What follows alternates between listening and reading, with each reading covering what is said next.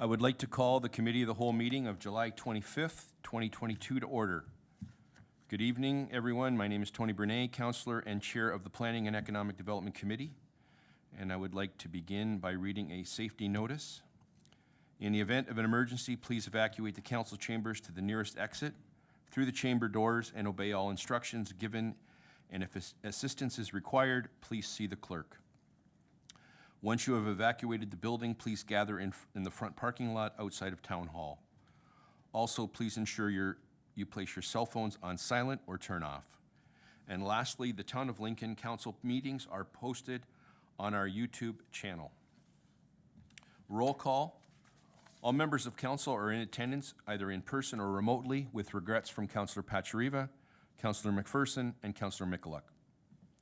We also have staff attending to speak to their area of expertise, in person and remotely.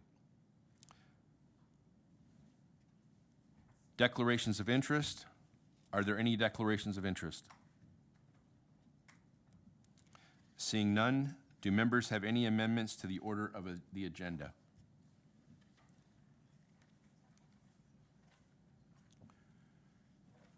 Seeing none, we are now at statutory public meetings. We have one statutory public meeting this evening. The purpose of the public meeting is to receive comments from the public and consider questions regarding Bill 13, delegated authority to pass minor bylaws. We will consider the staff report associated with the item immediately after the statutory public meeting. Section 1715 and 3412 of the Planning Act requires that before adopting an official plan amendment and before passing a zoning bylaw amendment, council must ensure that sufficient information and material is available to understand generally the proposal being considered, and council must hold at least one public meeting for the purpose of giving the public an opportunity to make representations regarding the proposed amendments. If a person or public body does not make oral submissions at a public meeting or make written submissions to the Town of Lincoln before the zoning amendment is approved or a decision is made on the draft plan of the subdivision, the person or public body is not entitled to appeal the decision of Town Council to the Ontario Land Tribunal, OLT. Personal information is collected under the authority of the Municipal Freedom of Information and Protection of Privacy Act and may be contained in an appendix to a staff report, published in the meeting agenda, delegation list, and or the minutes of the public meeting, and made part of the public record. The Town of Lincoln collects this information in order to make informed decisions on the relevant issues and to notify interested parties of council's decisions. Names and addresses contained in submitted correspondence and other information will be available to the public unless the individual expressly requests the town to remove their personal information. The disclosure of this information is governed by the Municipal Freedom of Information and Privacy and Protection of Privacy Act. We are now on the delegation portions of the statutory public meeting, and we have one registered delegation. Please note, delegations may speak for a maximum of 5 minutes. Once we have received the delegation, committee will transition directly into the report and motion. Our delegation for this item is Terry Farrell. Terry, please go ahead.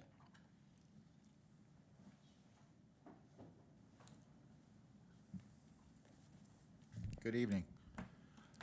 I'm here to speak against the amendment.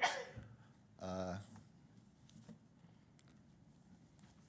not sure why elected council would like to give up their democratic power to the corporation of the Town of Lincoln. I don't think what's being voted on tonight was possible to vote on in 2018. There's some laws that were changed by the province, and so now it's legal for the council to let the Town of Lincoln, the corporation of the Town of Lincoln, decide minor bylaws. Not sure. One thing could be minor to you, Tony, but maybe major to somebody else.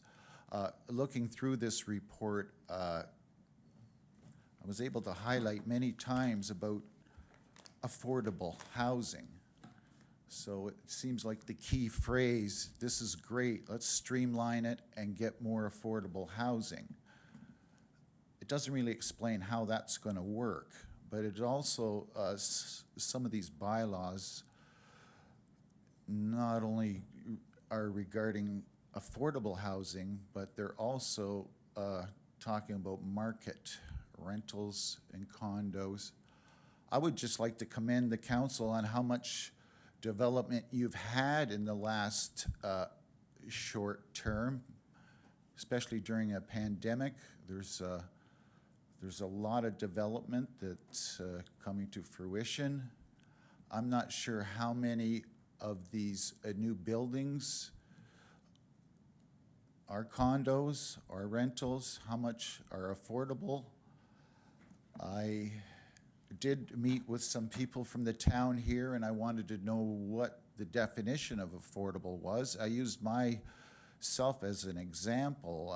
I'm a 65-year-old retired person, and my pension and this and that from the government maxes out right now at $2,100. I was told it's probably going to go down because what I've made in this year will bring my sub down. So the question I proposed to the affordability expert, you know, the region has decided something, and maybe it was $800 would be affordable for me.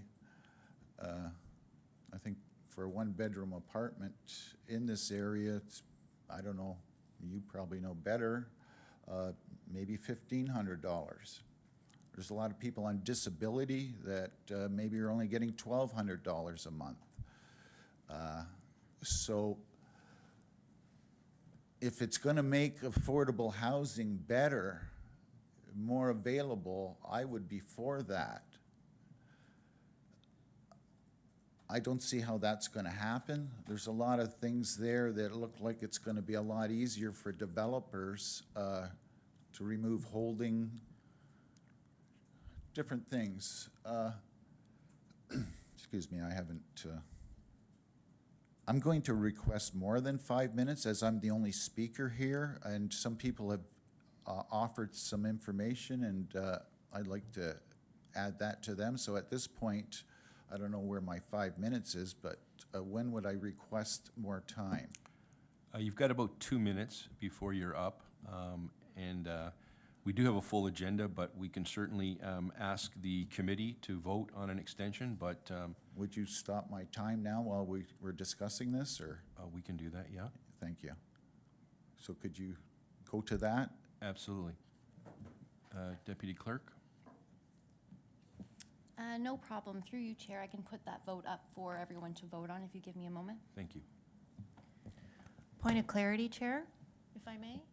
Yes, go ahead, There will be Julie. an extension of a further 5 minutes, and after that, under the procedural bylaw, we don't permit any more. Thank you. Thank you for that. So I will continue then, No, Devan? no, or- we have to have a vote here. Oh, I'm sorry. May I have a mover for that motion to get it on the floor? Mayor Easton, thank you.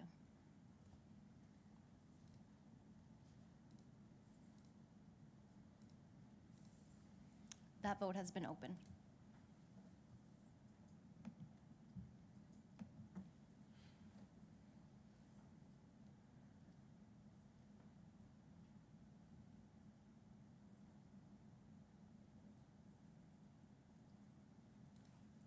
Thank you. That motion carries, Chair. Okay, Mr. Farrell, you have an additional 5 minutes, so at 6:15, we will wrap up. Thank you, Council. In this document, it talks about once the council gives that right to the corporation of the town of Lincoln, they, at any time, the council that is, can make a bylaw to take that power back. Although, if the corporation is able to streamline and move something through quite quickly before the councilors can do anything about it, once they have passed something, this document says, even though the council takes the power back, that decision cannot be changed. So my concern is, how fast can the council decide to take their power back? Can you possibly make a bylaw so that there's an emergency situation where the council feels strongly against something and they want to take the power back and change it? Is it going to be too much of a delay? Can the town just put that through before council could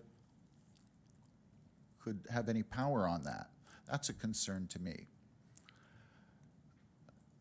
Elections are coming up October 24th. What this document says is this will alleviate the council from a lot of burden. What I see is that the council is elected officials of the population. So your constituents, how would they feel if you're giving up power? They voted for you guys to do this job. So my thought is, if it's too much of a burden, and I know you guys did not initiate this. If the council initiated this, I would maybe not even be here. But it's the province that started it, and the corporation of the town of Lincoln initiated this. So I don't know if that's common, happens all the time. There's a lot of time saving because there's a lot of reports that wouldn't have to be made, but I think to make a educated decision, even the professionals would need some man hours to dig into the information. How am I doing, Devan? How much time do I have left? Through you, Chair, you have 3 minutes. Thank you. Speaking to a good friend of mine that has been in the town for 4 years. He's a young man, 35, businessman. He comes from a place where he had a house and he rented out bedrooms. His mother's a counselor somewhere, and so he seems to be a lot more educated about this than I am. But his opinion is that the bylaws in this town are really tough to get a legal apartment in a basement of a single-family dwelling. To me, that area, like if 1% of the people decided, I need it, I need the extra money, the mortgage rate just went up 1%, I'm gonna lose my house. These are the new people that came in here, Some people have got a $500,000 to $800,000 house. If they can make it work and have a basement apartment, that's gonna be affordable housing. You guys can make that happen. So if we could get more affordable housing, seeing this item in the standard, like we're behind like 16 years. I'm on a waiting list to get into Queen Street. It could be 10 years. When I ask, or when my daughter asked where I would be on the list, they can't even tell me that. You got 1 minute, Mr. Farrell, to wrap up, please. All right. So thank you. I strongly believe that the council should not approve this. If you don't want the burden, and most of you people here are running again for council, maybe somebody else wouldn't mind the burden. So that's about it, I guess. Thank you. Thank you. Are there any questions from council to the speaker?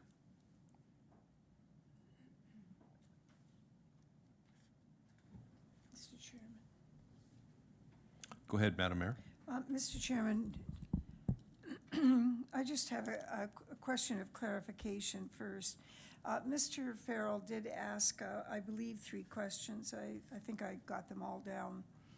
And I want to make sure that, I was looking forward to see if this report was going to be coming up later, and how we could best serve him by having those questions answered by staff.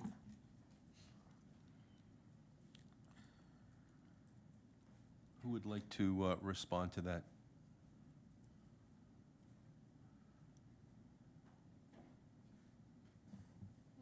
I can, Mr. Chair. I think what we're talking about, Your Worship, is some of the questions around what the definitions are and things like that, and some of the questions around, you know, the items themselves that would be subject to delegated authority. Am I understanding correctly what you want me to clarify? Yes, actually, you're correct. It's the definition of affordable housing. It's some feedback, I believe, Mr. Chairman, would be important on, you know, how we are streamlining affordable housing so we can get it working better, how this bylaw would do that. How fast can council take power back? And I'll just editorialize that a bit by suggesting that, you know, the reporting mechanisms that we have for finding out from staff when things are taking place should be covered in that, so that Mr. Farrell understands that. And then the issue about legal apartments and the actions that we've taken around that. Yeah, certainly, Your Worship. So Thank you, maybe, Mr. Chairman. maybe I'll start with the, some of the accessory dwelling units and things like that. As you all know, we just recently went through an update to the town zoning bylaw.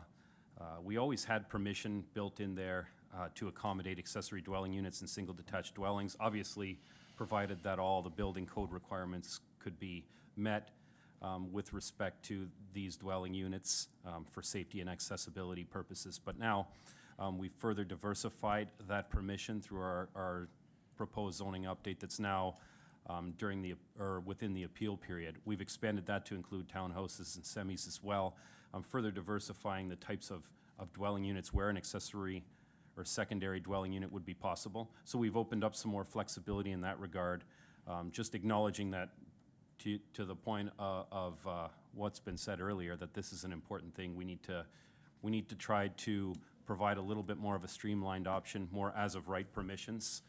So we've done that, subject to, of course, some other things like, you know, looking at parking provisions and whatnot. With respect to definitions for affordable housing, as you know, we've gone through a lot of this legwork. You know, we have a Attainable or Affordable Housing Task Force. We've also been doing a lot of work on our community improvement plan and working a lot with Niagara Regional staff as well to make sure that we align definitions. For us, it's tied in with the actual cost of accommodation, which has to, if it takes up any more than 30% of the annual income, then it's not considered affordable, has to be less than that. Or we also look at, for ownership housing, it could be 10% or less of the average market value. That's a criteria that's been established, and then with rental, it'd be at or below market value. And I would note between those options, it's whatever's the least expensive there. So those are the definitions that we've been working with all of our policy documents that pertain to attainable housing. Really, when it comes to the ability for council to pass a bylaw to take back some of their decision-making authority, yeah, it might take a little bit of time, but I don't think we're talking here about, you know, anything that's just, you know, automatically passed through without the ability for council to consider that. You know, just because things are delegated doesn't mean there isn't a staff process of approval that needs to be gone through. There's time that goes into these applications. There's going to be notification requirements that are still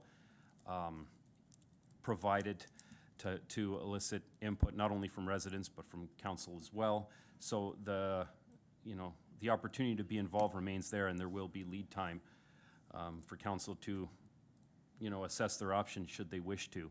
But I would also finally note that a lot of these things that are being brought forward tonight, you know, when I look at things like the lifting of holding provisions, when I look at some of those things, conditions of consent that are being fulfilled. Some of these things, many of them, already would have gone through a public process to establish them in the first place. So, you know, again, we're not necessarily negating council's involvement in any of these things. What we're doing is recognizing that those previous steps had been taken, but in terms of matters of technical exercise where staff have that expertise, that the authority be delegated to assess that based on the criteria that's already been identified through a previous process. Those are the comments I'd like to make, Your Worship. Thank you. Thank you, Mr. Bruder. Mr. Chairman, I was merely facilitating the questions on Mr. Farrell's behalf. Absolutely. Thank you. I see Councillor Russell in the queue. Councillor Russell, please go ahead. Thank you, Mr. Chair. Through you to staff, looking at the minor zoning or minor amendments to the zoning bylaws that would be delegated under this new bylaw, and kind of in conjunction with some of the concerns raised by Mr. Farrell. I would say that, again, in the 4 years or three and three-quarter years that I've been on council, majority of these, as they come through, as Director Bridger indicated, we are very involved in the process in the beginning. Most of them are approved through the regular process as it is. But to Director Bridger, would there be an opportunity that through if there were to be passed, that through the staff discussion and their process, that if there is a heightened political sensitivity around a specific project or some other situation that requires some thought from council, that staff would bring it to council in that regard, as opposed to just giving it the automatic approval? Mr. Bruder? Through you, Mr. Chair. Yeah, great question, Councillor, and I think that's totally a lens that we would continue to look through when we evaluate these. As I mentioned before, there's going to be notification provided. Council will be aware of these types of things, and through that ongoing dialogue, staff always strive to maintain that working relationship with council and making sure their concerns and interests are brought forward. So if that situation ever presented itself, that's something we could definitely work towards, moving towards the process that you identified, yes. Great, terrific. Thank you, Mr. Director Bruder, and thank you, Mr. Chair. Thank you, Councillor. Councillor Rinjema, please go ahead. Thank you. Thank you, Mr. Chair. I'm not sure if this is the appropriate time for us to move on to go into the report to ask questions further to some of the dialogue down here.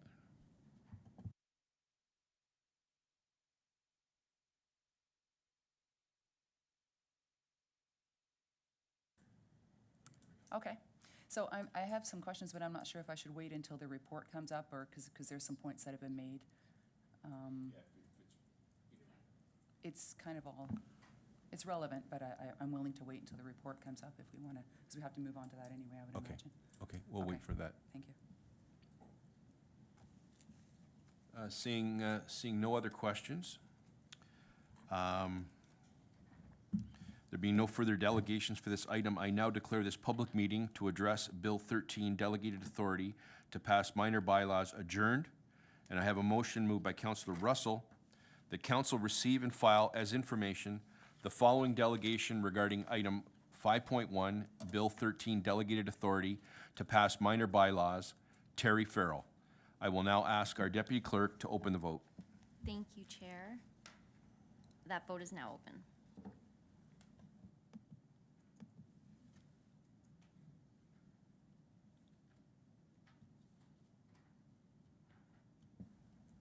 And that vote is now closed, and that carries. Thank you. Thank you. We will now move directly into Report PD 37-22 regarding Bill 13, Delegated Authority to pass minor bylaws. Are there any questions from council? Councillor Rinjema, please go ahead. Thank you, Mr. Chair. So further to Councillor Russell's comment on Mr. Farrell's presentation, his question about, so let's presume that we pass this, this official plan amendment and move on with the proposed delegations of decision-making to staff. And there's a specific application that comes up. This question, I think, is through to the Director of Planning, Mr. Chair. And there's a specific development that's before us, and then so our procedures, our official plan amendment says that that decision is delegated to staff, and then staff decides, well, you know, wait a minute, maybe this is something that should go to council. Is that grounds to appeal that decision? You know, could an applicant come in and say, you know, wait a minute, these decisions are both supposed to be made by staff, and now you're delaying us by another month? Are we opening ourselves up to that? Great question. Mr. Bruder? Through you, Mr. Chair, definitely a good question. Typically, when it comes to things like enforcing our own town official plan, enforcing our own zoning bylaw, there is that discretion on how we enforce it, how we move forward, how we comply with it. That's a staff exercise, so there is flexibility in that regard. So meaning, you know, if we decided that a particular application needed more outreach, needed more council involvement, what have you, that wouldn't be something that would be appealable because we do have that discretion with our own policy documents to enforce. Okay, thank you. And I do have a comment to Mr. Farrell's earlier point about, I guess it's a bit of a question also, but his point to us, how quickly can we take this back if we decide, you know, we don't want to delegate this to staff? How quickly can we take it back? So I know that in St. Catharines, at one point they tried to change the site plan process so that site plans, which are typically delegated to staff, come to council. And there was a big pushback on that from the development community, and it was appealed. So personally, I think these items here, like the holding provision, the temporary use bylaws, the zoning for market rental and affordable housing, a lot of those things probably are not something that you would see pushback from the development community for. But I just want to get a little bit more clarification on how quickly, what the process would be if we decided to, let's say this council passes this and the next council says, wait, I don't want to do this anymore. What are our options? Mr. Bruder? Through you, Mr. Chair, I think if that was the intention of council and they decided that, you know, they were going to take back this this delegated authority provision, then there'd have to be a bylaw passed in a council meeting, so that there would be opportunity for any input from the development community, residents, what have you, during that process. So, you know, you'd have to go through the same process that would be typical when you pass a bylaw in council meetings. And if there's anything further, I'd defer to our clerk's team, but I think that would be the process, similar to any other bylaw. Thank you. And I do have a third question. Go right ahead. Thank you. So with the 4 items, holding symbols, I really don't have a concern about that because I know it's really just really almost like a housekeeping item. It's really just making sure that it's often servicing and make sure that the developer has met all the servicing requirements, things like that. And once they're done, it comes to council and we kind of, yeah, sounds good. Temporary use bylaws, I really don't have an objection to that. A little bit more than holding symbols. But I do have a question about the rezonings that implement a decision of the Committee of Adjustment. I had a couple of residents reach out to me with concerns about delegating to staff rezonings that were required in order to implement a decision of the Committee of Adjustment. Their belief is that council should be making decisions on certain rezonings that they consider to be significant, and I guess another way of putting that is that it's not minor. The example they used was that, for example, if there was a newly created lot through the Committee of Adjustment and there could be a significant proposed development for that lot, and by significant they meant a larger proposed development, for example, 60 towns and 20 singles. They felt strongly that a decision on such a proposed development should be made by council. And my response, and staff can tell me if I'm off base here, was that, well, that's a good point. However, I think in that case, a plan of subdivision would be required, and that plan of subdivision would still be coming to council, and that would be the check and balance that they were looking for. So, for example, it would go to Committee of Adjustment for a consent to create the large lot. Then there would be an open house and a public meeting for the zoning bylaw amendment and the plan of subdivision. And then the recommendation report, and this is kind of what I'm not, staff can tell me if this would be the process. If staff believe that the zoning bylaw amendment should be approved, there would be a recommendation report that staff has approved the zoning amendment, and a recommendation that council approve the plan of subdivision. And without council's approval of that plan of subdivision, the development would not go through. So have I got that right? Is that an example of a check and balance that this resident can find comfort in? Mr. Bruder, would you like to chime in on that? Yeah, through you, Mr. Chair. You do have it right, but there's some clarification to be added there. In that specific example, if you're talking about a consent application in that case, and really the whole point of the Committee of Adjustment process there for the consent would be to allow that consent, that severance, but that wouldn't be speaking to the subsequent development of the 50 towns or what have you. That'd be subject to a whole different host of applications, as you noted. So really, conditions of consent, what we're talking about is where, for example, in an agricultural area, you've got a lot, we want to sever off a surplus farm dwelling. We say, yep, that's okay, but as a condition, according to provincial policy, you've got to rezone the balance of the lands to agricultural purposes only because of Greenbelt policy. Well, in that case, because that consent process, including that condition, had already been through a planning process, a public process, then what we're saying is, well, it's already been approved in principle, and that rezoning is just a condition of fulfilling the consent, which is standard. It's minor, but that wouldn't necessarily relate to any subsequent development that's going to happen on the site, because that wouldn't be in line with the consent. You know what I'm saying? That'd be a Yes. different thing. Yes, I do. So, Yes, that helps a lot. That helps a lot. So I think for clarification, Mr. Chair, what Mr. Bruder is saying is that, or actually I'll ask this through to Mr. Bruder. If there was an application for a consent and their intent was to, again, submit a plan of subdivision and a zoning bylaw on that lot created, it wouldn't be tied to the consent. It wouldn't be a condition of consent. Is that right? through you, Mr. Chair, that's correct. Okay, thank you. Thanks. Thank you, Councillor. I'm going to now go to Councillor Reimer. Councillor, thank you. Thank you, Chair Brunet. Just to, and through you to Director Bruder, just to fill out the points that Councillor Ranjima just brought up, the first and the third one, staff is not going out, and to clarify and confirm for the public that may be watching, you're not going out and making new policy.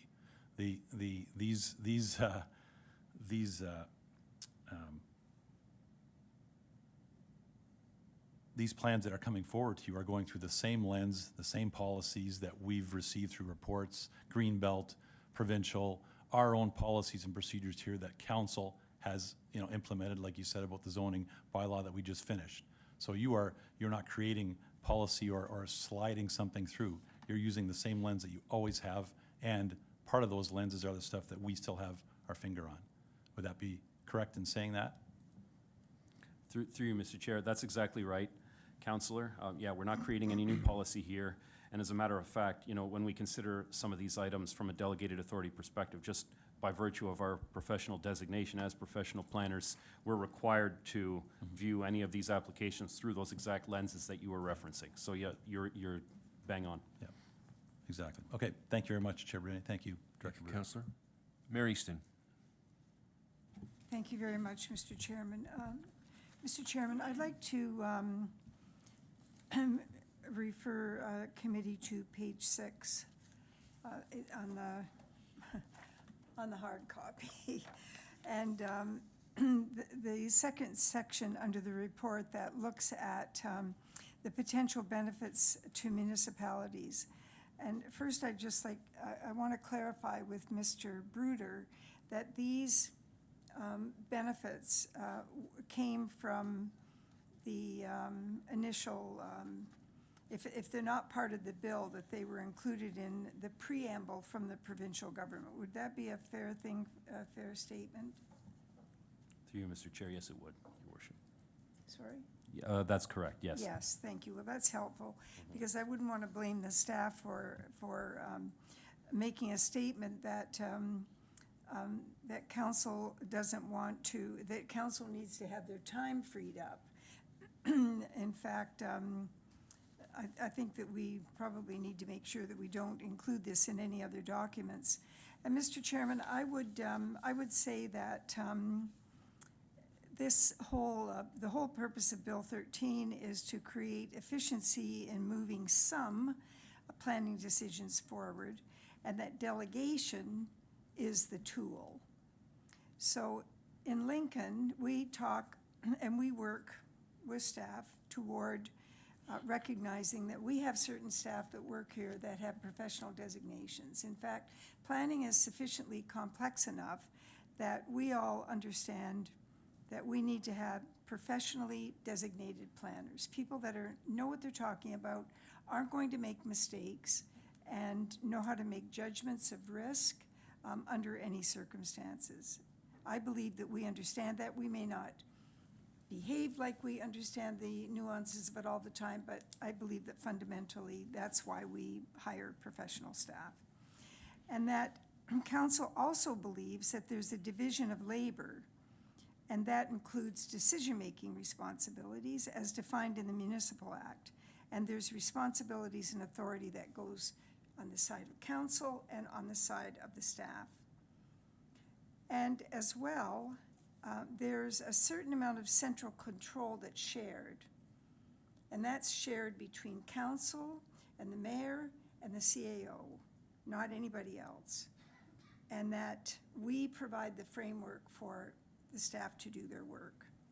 So when you look at delegation, it's an art, not a science, and I think that Councillor Regima's question was really a good one, because maybe what we end up with here is we take Mr. Farrell's questions, we add questions as they come along from members of the public, provide answers, and things become a little bit clearer and more deliberate about what's going to happen. So I'm supporting this motion because I believe in those principles. And I also believe that council recognizes its responsibilities to support the chain of accountability. And that means that somewhere along the line here, we're probably going to put into writing the kind of reporting that we want as a result of this. How many, how often during the year do we want to know how many delegations have been made, what categories do they fall in, and what were the outcomes of them? And as Mr. Bruder has already said, if there are circumstances that aren't quite within the grid, they're going to be bringing them to us anyway, and the public will know that. So I think that I believe that what's being asked in this document is very minor, and it has minimal, if any, financial impact, which I think is very important to note. And I think it's also worth noting that the work plan that we approve, and which we publicized just within the last month and a half, that work plan has a substantial amount, millions of dollars attached to it. And once council establishes the work plan through a very, very complex process, all of that is delegated to staff, and they continue to report on it. So I think we have a very good process in place. We are the governing body. We hire the best people to operationalize our policy directives, and we monitor the end goal, and we may even decide to monitor this a little bit differently. Our approvals are tied to legislation. We're not just making this up ourselves. Bill 13 just happens to be a change in that legislation, and we're responding to that. Thank you very much, Mr. Chairman. Thank you, Madam Mayor. Seeing no further questions, I have a motion moved by Councillor Timmers to receive and file report PD-37-22 regarding Bill 13, delegated authority to pass minor bylaws, and that council enact and pass official plan amendment attached as Appendix A to this report to include policies in the official plan specifying which bylaws under Section 34 of the Planning Act may be passed by the Director of Planning and Development under a delegated authority, and that council approve a revision to the town's delegation of powers and duties 2007 policy number CS-2007-02 attached as Appendix B to this report to specify the bylaws under Section 34 of the Planning Act which is to be delegated to the Director of Planning and Development. Councillor Rinjema? Oh, Go ahead. thank you, Mr. Chair. I wanted to ask a question of clarification just before the voting. Mr. Farrell had spoken earlier on, and the mayor spoke to it also about some of the reasons for these delegations and meeting timelines, and I'm not sure that it was really clarified, some of the changes that have gone on, that municipalities have to make decisions on planning applications in a shorter time frame. So I'm wondering if through you, Mr. Chair, to the Director of Planning, if you can just provide a little bit of clarification on those timelines that municipalities are proposed to meet. Yeah, I'm going to allow that because I do believe, reflecting back on Mr. Farrell's comments, he specifically asked, you know, is this an anomaly? Is this something that we've seen before where the province is kind of making a request or bringing this down? So, Mr. Bruder, if you could comment to Councillor Rinjema's question. Absolutely, Mr. Chair. Yeah, that's a good point. As we all know here, the province that governs, you know, Planning Act matters has come out with some recent timeline changes on planning applications. We're governed by the Planning Act to provide processing timelines for planning applications of any given time, depending on the application. Those have recently been decreased fairly significantly when it comes to things like zoning bylaw amendments, really, which is kind of more in line with what we're talking about tonight. The timeline is 90 days. I mean, it seems like it's lengthy, but when you have quite a bit of development activity, which has been identified here tonight, that's been happening in a place like Lincoln, having these types of measures to be able to streamline certain applications that are very minor in nature helps manage the overall timeline processes. And just to provide a little further clarity on what happens when we don't meet our legislated timelines is there's situations where planning application fees need to be returned to applicants, and that can be, you know, in a gradient based on how far beyond timelines we go, which again causes an issue because the planning application fees that are the subject of these applications, those are designed for cost recovery. They account for staff time in processing these, and when we start getting into situations where we have to refund those, that can cause an issue. And there's also, we can be appealed for non-decisions where we don't provide decisions in time, and that causes an issue because that takes the decision-making authority out of the municipality altogether for certain planning applications. So those are some of the things that we're up against. Hopefully that clarifies. Thanks. That does. Thank you, and thank you, Mr. Chair. Okay, so I have read the motion moved by Councillor Timmers. Is everyone okay? And we can go to the vote. Deputy Clerk, please. Thank you, Chair. That has been open to vote.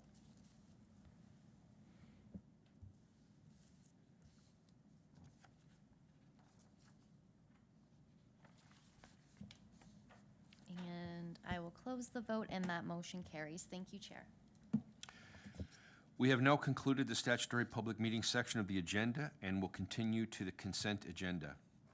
Consent agenda, we are now considering item 6, the consent agenda inclusive of item 6.1, the Joint Fire Services Advisory Committee minutes of April 7th, 2022. Item 6.2, the Housing and Homelessness Community Partnership Advisory Committee minutes of May the 10th, 2022. Item 6.3, the Municipal Heritage Committee minutes of June the 9th, 2022. Item 6.4, the Museum Advisory Committee minutes of June 16th, 2022. Item 6.5, Section 29, Part 4, Notice of Intention to Designate for 4175 Hickson Street, LS 09-22. And item 6.6, Section 29, Part 4, Notice of Intention to Designate for 4506 Lakeside Drive, LS 10-2022. Would any member of council like to remove any item from the consent agenda to discuss?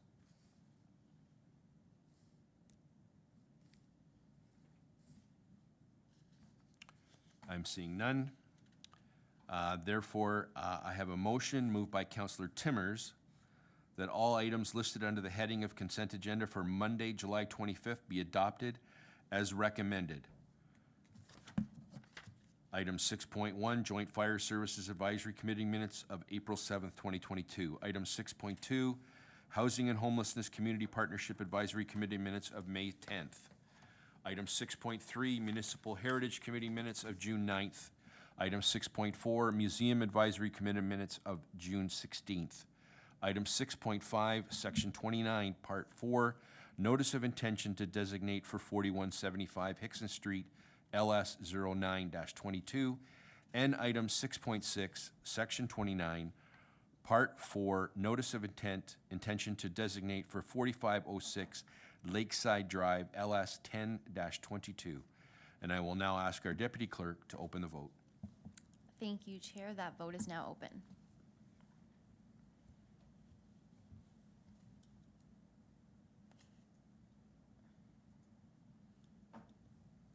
Thank you. I will close that, and that motion carries. Thank you, Chair.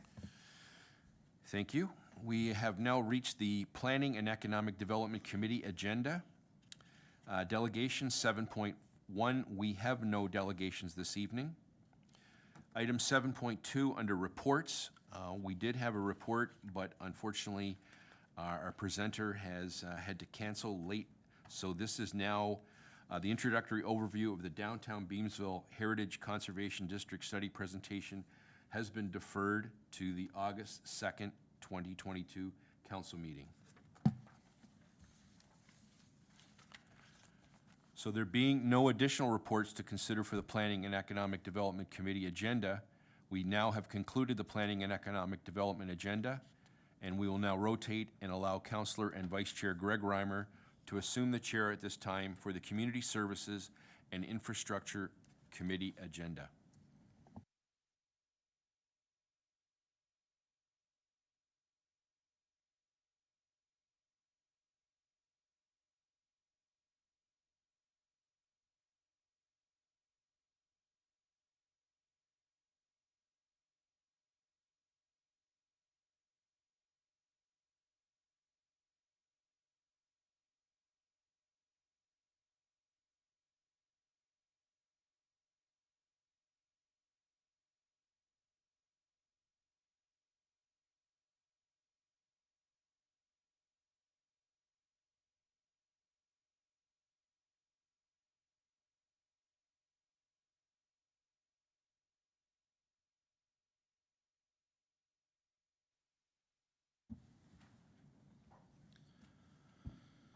Good evening. We are now at the Community Services and Infrastructure portion of the agenda. 8.1 delegations. We have no delegations this evening. We'll move on to 8.2 reports. We are now considering item 8.2.1, report CS-12-22 regarding ICE allocation policy update. Are there any questions from council?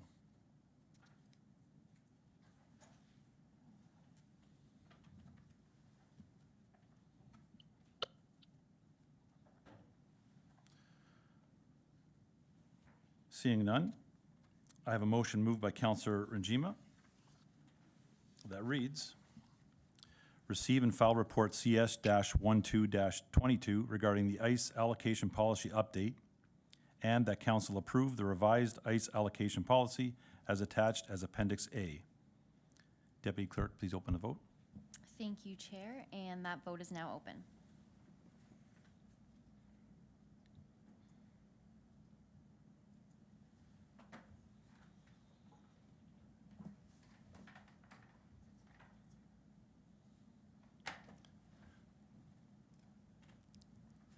That vote is now closed, and that carries. Thank you, Chair. Thank you, Deputy Clerk. We will now consider item 8.2.2, report PW-29-22 regarding 2022 Roads Infrastructure Summary Report. I will ask our Director of Public Works to provide comment to this item. Dave, please go ahead. Thank you, Chair Reimer, and to Mayor Easton and members of council. I would just like to make a couple highlights on this report tonight. So first off, there's no decision of council being requested tonight. This report is simply for informational purposes. The main purpose of this report is to provide council with an update on the results of the street scan pilot project that we initiated last year.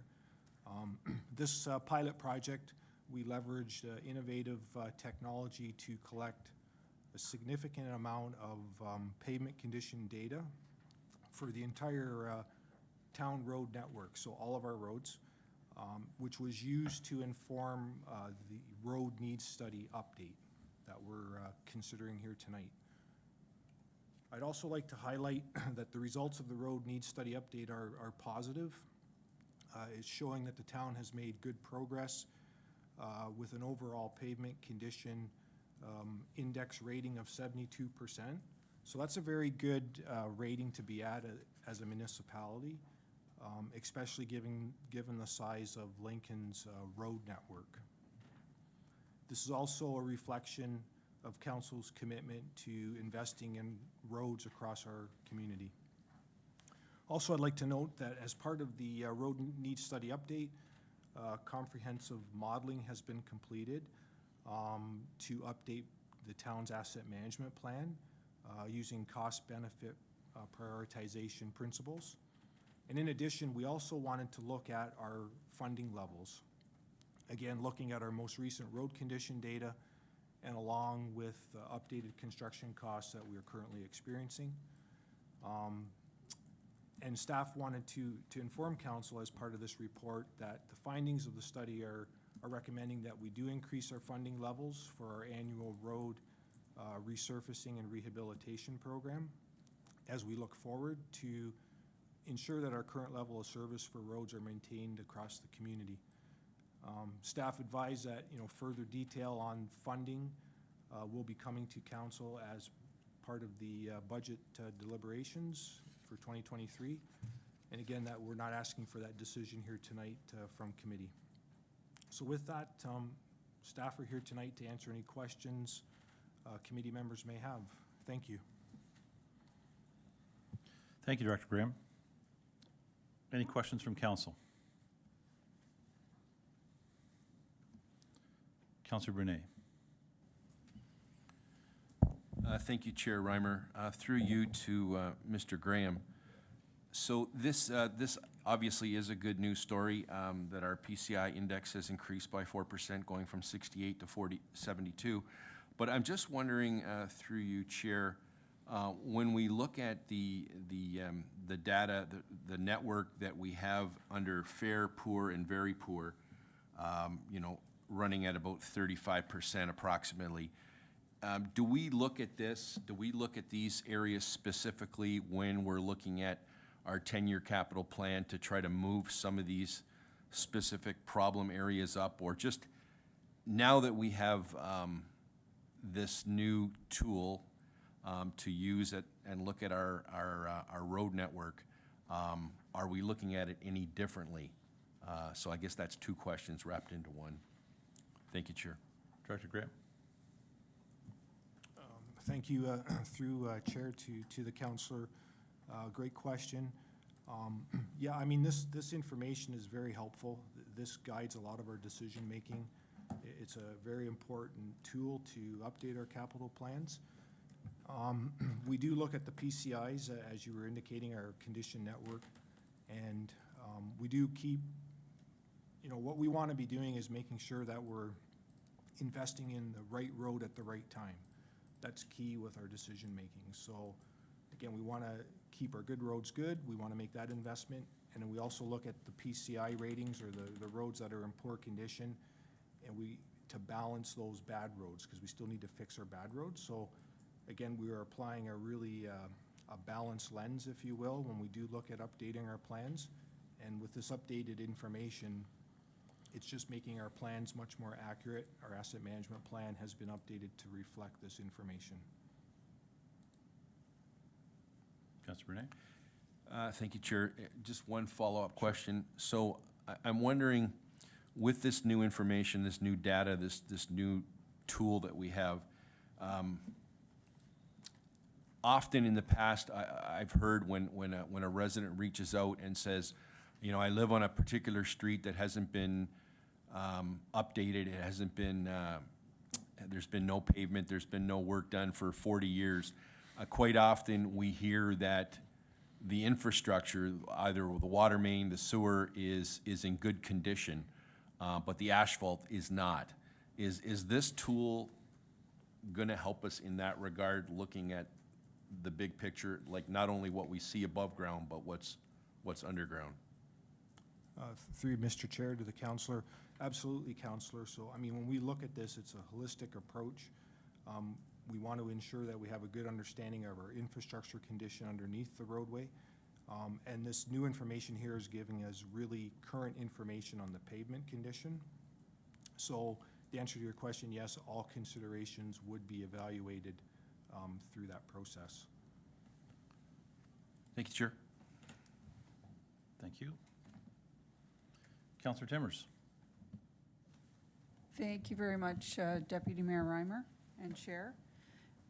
Through you to Director Graham, this is an excellent report, and it is a good news story. I was quite happy to see, you know, a lot of our roads are in very good condition, and the map is extremely helpful.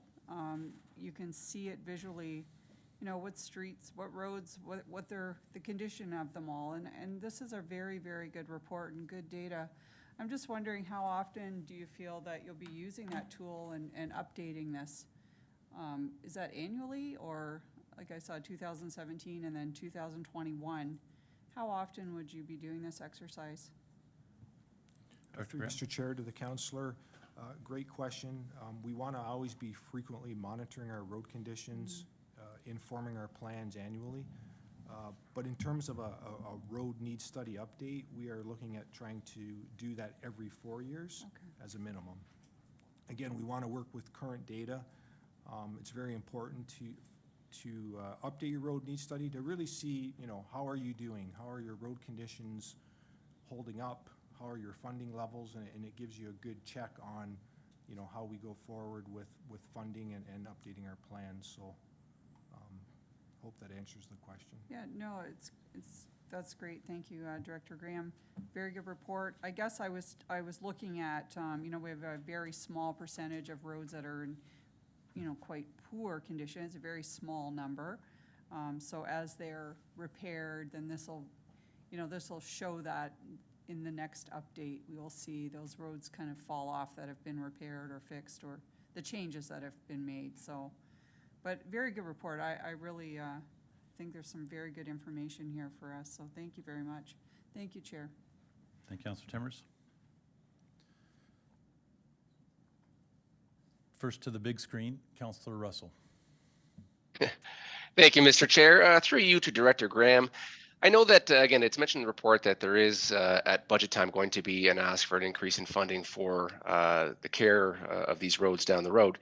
I'm just wondering if you could give us and any of those people watching that might have concern about those amounts that are being thrown around in the report, how we prioritize the roads. Obviously, we have this PCI report to give us a good indication of their quality, but do you also factor in the amount of usage the roads are seeing on a regular basis, traffic, again, future development, that type of thing? Could you just give a little bit of insight into that, just very high level? Through you, Mr. Chairman, to the councillor, yes, great question. So we do consider traffic volumes. Higher traffic, you know, volume roads would require, you know, a higher priority to ensure they're kept in a good state of repair. And with our road needs study update, we have all the condition data. And again, it was fairly comprehensive data that we collected. So we used this innovative technology to really do a good scan of all of our defects. So we take all that data and we model it in a modeling program, fairly complex program, and it's really looking at, you know, the best time to address those roads, and it helps prioritize those roads based on their current condition. Because, you know, one thing that's very important is we want to do preservation of our roads, so we want to ensure we're investing in these roads at the right time, and this modeling system that we use through this process helps us prioritize that. You know, that function. So we're investing, you know, the right money at the right time, and it helps guide where we're headed with our investment programs. Okay, thank you for that, Director Graham. And just a quick follow-up, Mr. Chair. Go ahead. Okay, through you, back to Director Graham. And what is, I don't know if you have an allotted time that you see in a general case where the roads degrade from level to level to level. Like, what's the time frame we're looking at to go from excellent to good, from good to fair, so on and so forth? Is it like 5-10 years of being at that high level once they're redone, and they should remain that way if they're cared for properly, and then we would see slowly over time they'd be degraded down to the next levels? Any insight? Director Graham? Through you, Mr. Chair, to the councillor, I mean, great question. I think, you know, one thing that this council's been very supportive of, and staff's thankful of that, is our preservation approach. So it's very important, I mean, when you can look at a life cycle of a road, it has a certain life cycle, but it's very important that we stay on top of that road with, you know, strategic maintenance. So let's take an asphalt road, for example. We repave it, you know, within the next 5 years, in that range, we want to make sure we're sealing any cracks with crack sealing.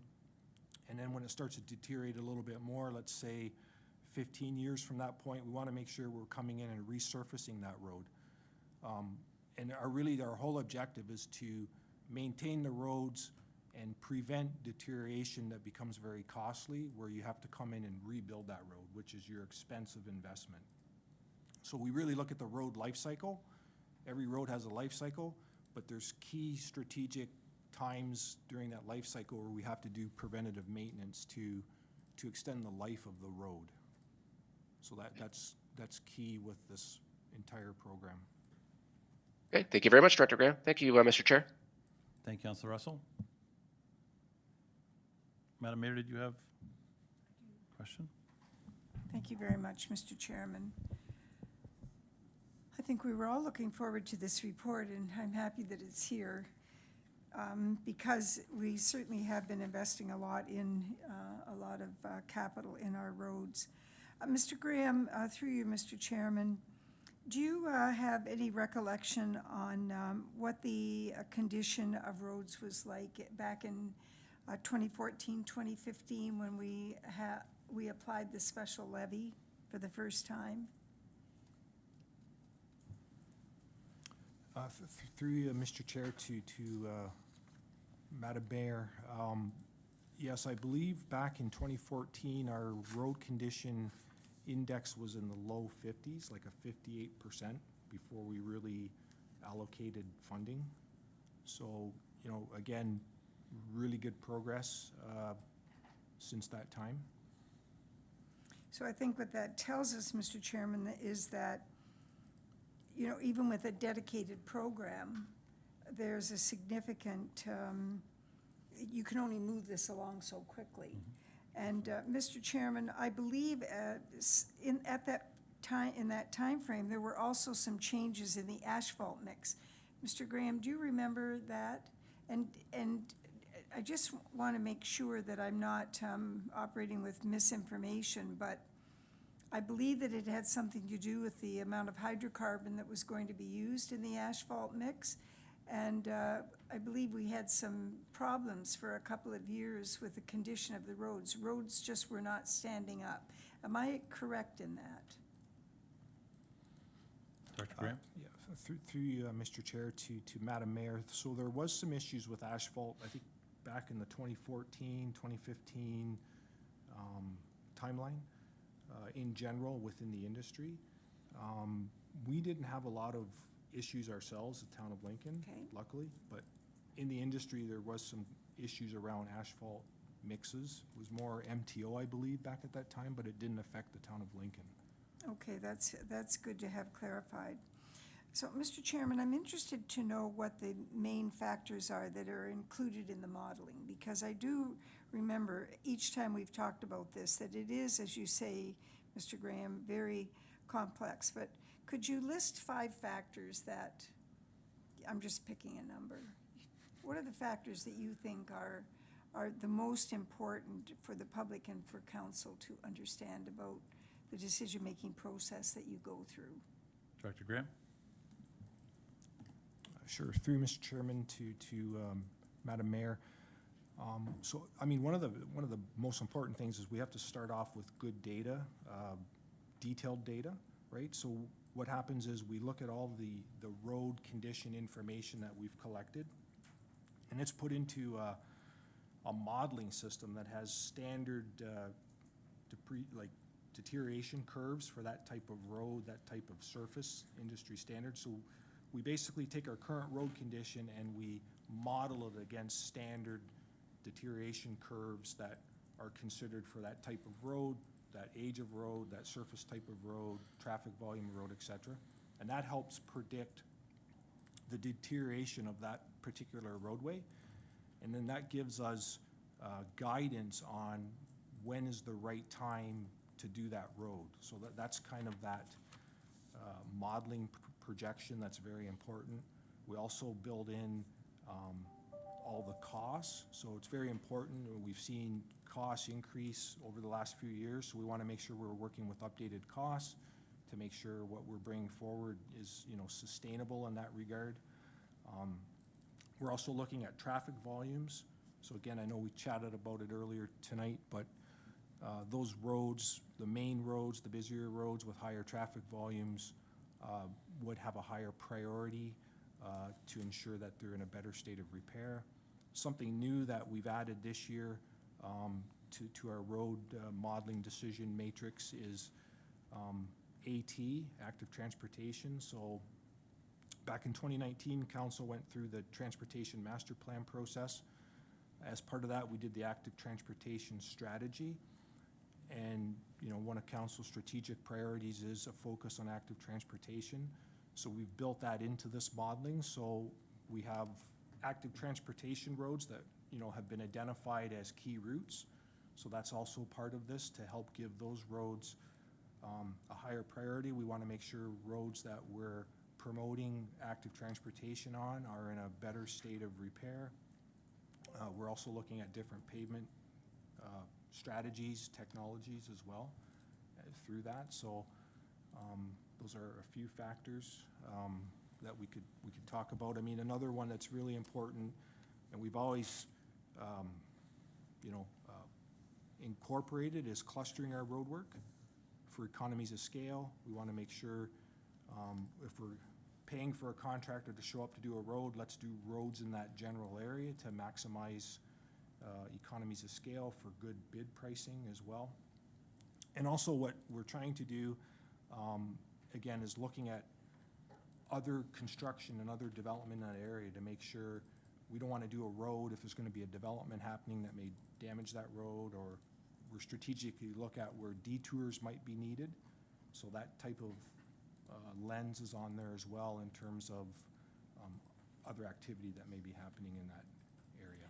Okay, so Mr. Chairman, I know we talked about timing, but really, I always equated the timing to, that moment when when the road was really in the worst, almost the worst condition. But the timing really has much more, there's many more features to it than I think I've appreciated more recently, and I appreciate you adding those in.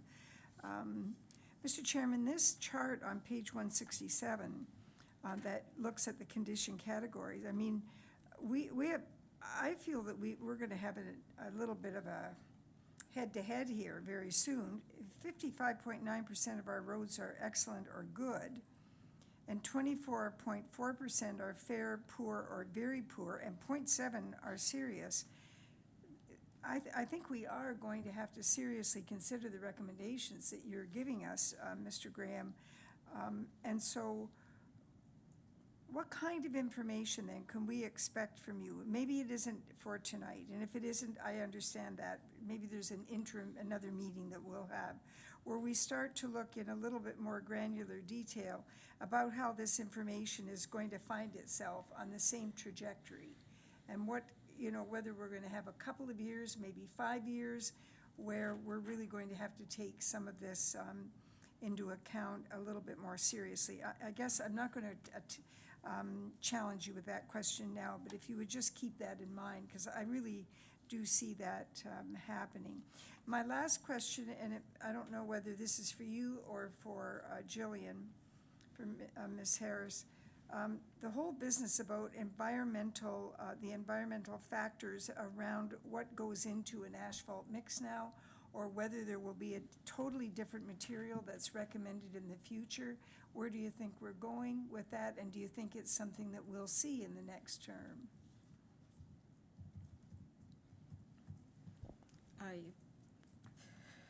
Through you, Mr. Chair, to Madam Mayor, it's the industry as a whole is looking at alternatives. Again, everyone's challenged with the targets for the overall greenhouse gas emissions. As a town as well, and Diane and Ashley and their team are definitely leading the charge with this, with looking at sustainable treatments that we can start to incorporate. Council's been extremely supportive, and also giving direction as well to look at alternative options and piloting and trying out different approaches for our road maintenance. So we are looking at some wrap padding and some cold mix asphalt options, and looking at even trying to take some recycled approaches as well to try and make improvements from even the new impacts and draws from the oil industry when we do look at that. But as a whole, I think you'll start to see the industry making some improvements, but we still need to be mindful of we do need materials that are that are pliable, that can handle the freeze-thaw cycles, and taking that consideration. But I would imagine that over the next term, Council will start to see us bringing forward some alternative sustainable treatments to pilot throughout the town to see how they do weather within our climates and our microclimates that we have. Okay, thank you very much. Thank you, Mr. Chairman. Well, long-awaited report, not a disappointment by any stretch, and certainly something that we can continue to work with. Thank you very much. Thank you, Mayor Easton. Just one quick comment. Thank you, staff, for this report. That PCI tool is a great way to analyze our roads, and I'm glad we're using it. Just picking up on the last comment from Jillian there, we are cursed in this town, as most Niagara region, with multiple freeze-thaw events during a winter season. So Northern Ontario has one generally. You go further south, they have none. So a little bit to what Councillor Russell mentioned before too, about how long does it take to get from excellent to not so good? A couple of really bad winters. That's something that we don't have any control over, and that can be a terribly negative effect on our roads. But thank you for this report. No further questions. I have a motion moved by Councillor Brunet that we receive and file for information report PW-29-22 regarding the 2022 roads infrastructure summary. I'll ask our deputy clerk to open the vote. Thank you, Chair. That vote is now open.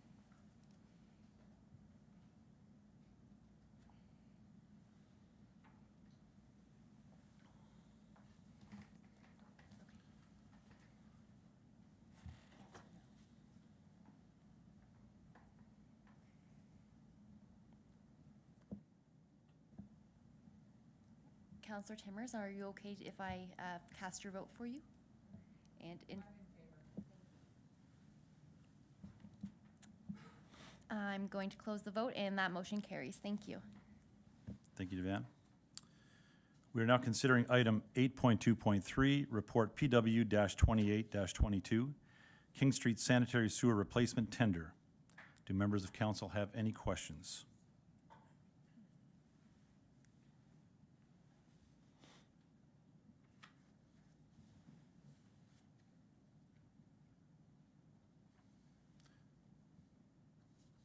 Seeing none, I have a motion moved by Councillor Russell that we receive and file report PW-28-22 regarding King Street Sanitary Sewer Replacement Tender Award. Approve the contract award for the King Street Sanitary Sewer Replacement Project Tender to Catalina Excavating Incorporated for the amount of $350,264. That we approve the full-time site inspection and contract administration to Carey T. Howe Engineering Limited for the amount of $20,342, and approve the mayor and town clerk to sign and seal the contract documents on behalf of the municipality. I'll now ask our deputy clerk to call the vote. Thank you, Chair. That vote is now open.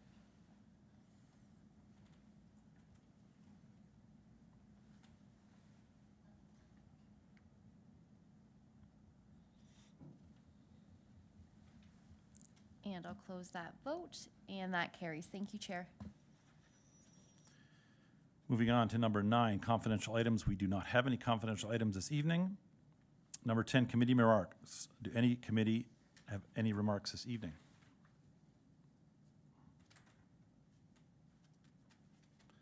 Seeing none, want to thank everybody for participating and being in attendance tonight. There being no further business, I call this meeting adjourned at 7:17.